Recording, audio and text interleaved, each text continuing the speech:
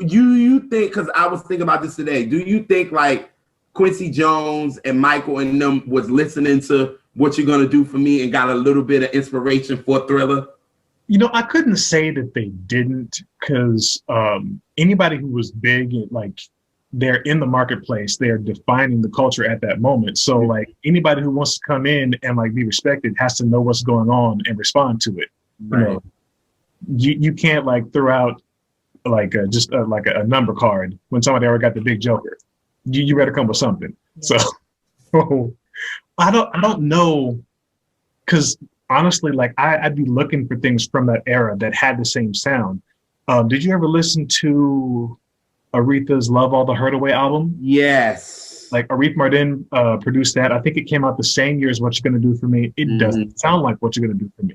And I had hoped that it did, because I know some of that sound was present on the Aretha album the year prior when she did What a Fool Believes. Yes. That, you know, I would say it's What You're Gonna Do For Me like. So they're probably employing similar players, similar arrangements, and like Aretha killed that like nobody can. Like technically, Michael McDonald probably should leave his own song alone after Aretha. It's just safer. True that. True that. But I was hoping to find like some of that other stuff with Aretha Martin and like the other players like duplicated elsewhere, because I love the sound and I love Chaka. So putting them together is part of what made that my favorite album. Because I was feeling like when you said the whole Off the Wall and Thriller thing, now when I listen to Naughty, it sounds very analog to me. Oh, and What You're Gonna Do For Me sounds very digital to me. Like the sound is completely different. That's why I was just like, maybe What You're Gonna Do For Me is her Thriller, but the way you broke it down, it does make sense that it's kind of her Off the Wall though. See, I don't hear What You're Gonna Do For Me the same way y'all hear it. Tell me about it. Yes. This heavy digital sound that y'all are hearing, I'm not hearing it in the extent of y'all are saying. The song or the album? The album. I'm not getting that same feel. Well, it's not heavy digital. It's just because it doesn't feel modern to me in that way. It's so that's why I say it just sounds like a Rufus album, like a more polished Rufus album, but it still has that sound to me. Well, that spirit, I should say. Okay, let me try for a hot take, because I'm tired of being good. Don't be good. Polished is the antithesis of Rufus. You said Rufus, what? I said polished is the antithesis of Rufus. No, I know. So like bringing Quincy Jones in almost made it almost like a non-Rufus album in that sense.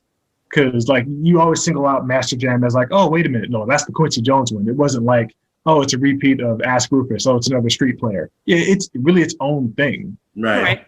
And thank you for it, because Do You Love What You Feel is that, but I Feel For You was really the digital one. Maybe I'm using the wrong words. No. Because I mean, I would go with it. No, okay. You can like, I think in Elise's sense, Naughty was very much an analog album. The only thing that was electronic about it is like there's an electronic violin solo on All Night's All Right. Right. That was kind of weird. It's not my favorite song. Mm-hmm. Okay, don't tell nobody this, right? But I found out that was a cover. And I like the original better than I like Chaka's version. Oh, wait, who? I'd have to look it up. Hold on a second. I did not know that was a cover. Mark is going to consult the Googles. Yeah, I mean, what? Yo, I did not know that. Wow. The thing, that electronic violin, I was not here for it. But no, the original thing that, okay, see, the original artist was Honey White and the Nightman. I don't know who that is, but if you find that song of like the original version on YouTube, it has things that came together better for whichever vocalist they had. I think it might have been a white woman singing. I don't even remember, honestly. But I just know I like the general composition of that better. But with Chaka, it's like, this seems like the violin wasn't like, it wasn't working with her, it was competing with her. It's like Chaka's voice is kind of like a horn. And it was kind of like, okay, I don't know what to do with this. It's occupying the same frequency. It didn't work for me. Now, she brought the vocal like she should have. I think if we were in the area of remixes, that also could have been like an amazing song if it were worked differently. But I don't think they did that then. It's just like, okay, we came in, like we had the charts, we played it, we did the take, maybe we did a couple vocals, and that's done. There was no remixing, like not like now. But dang it, I don't fuck out what you asked me. What the hell? No, I would say because I think you was answering at least because you was like about the whole analog and digital thing and how Naughty sounds very analog. Sorry, yeah, that's what it is. So there wasn't that much. There weren't many electronic instruments on Naughty. Like everything was very analog. Yes. What You're Gonna Do For Me started to bring that in, but in a way that like Off the Wall does, where it takes those things and does them very soulfully. Whereas I Feel For You was like, yeah, there's electronic instruments, there's like scratches, there's DJs, there's big beats and drum machines, but it's commercial on purpose. And I think Chaka tolerated I Feel For You. There's a song on there called My Love Is Alive that's a cover of somebody else's song. And it's a very soulful song. Mm-hmm. I feel like Chaka wanted to do that in more of a way that you would have expected on a Rufus album or one of her previous albums, because she likes soul music. It's like, that's how she works.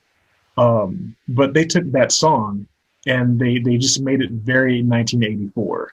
And just production wise, I think they took their song and did what they wanted to it. And she's like, look, just cut me a check. It's fine. You know.